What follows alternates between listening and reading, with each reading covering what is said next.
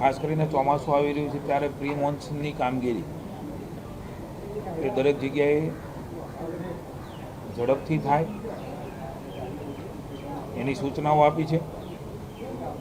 નાગરિકોને હાલાકી ન ભોગવવી પડે એના માટેના પગલાઓ પણ લેવા માટેની વાત કરી છે.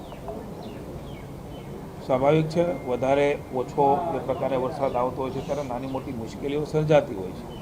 એમાંથી પણ માર્ગ કેવી રીતે નીકળે ને ઓછી મુશ્કેલી પડે એના તંત્રને તાકીદ કરી છે. શહેરી વિસ્તારની અંદર જે તળાવો બનાવ્યા છે, નગરપાલિકા હોય કે મહાનગરપાલિકા હોય, જે વિકસિત કર્યા છે, એમાં ખાસ કરીને પાણી કોઈ જગ્યાએ એવી ફરિયાદો આવે કે પાણી ભરાયું નથી, તો CS અને સિંચાઈ વિભાગના સેક્રેટરીને સૂચના આપી છે કે આ તળાવો ભરવા માટેની તાત્કાલિક વ્યવસ્થાઓ એના સોર્સ ગોતીને, જ્યારે રળિયામણા તળાવો બનાવ્યા છે ત્યારે એમાં પાણી પણ ભરાય કેટલીક જગ્યાએ નથી, ત્યાં એના માટેની પણ સત્વરે ભરવા માટેની સૂચના આપી છે.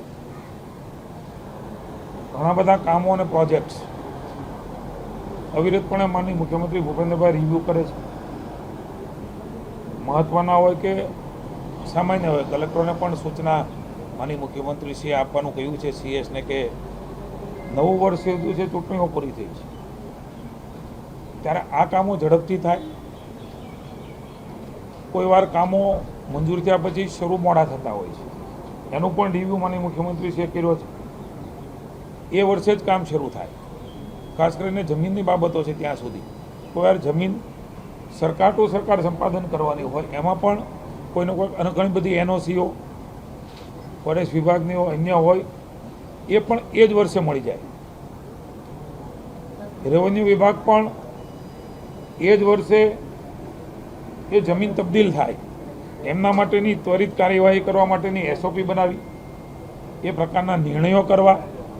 માનનીય ચીફ સેક્રેટરી દાસે પણ COSમાં માનનીય મુખ્યમંત્રીશ્રીની સૂચનાઓને ધ્યાનમાં લઈને તુરત જ આ પ્રકારે વિલંબ ન થાય. કોઈ વાર 2-3 વર્ષ વિલંબ થતો હોય છે જગ્યાના કારણે, તો એની નાની મોટી નીતિ નિયમમાં રસ્તાઓ શોધીને એ પ્રકારની વ્યવસ્થાઓ કરવાની પણ માનનીય મુખ્યમંત્રીશ્રીએ સૂચના આપી છે અને NOC પણ કન્સર્ટ વિભાગ એ તુરત આપે એવી પણ સૂચના આપી છે.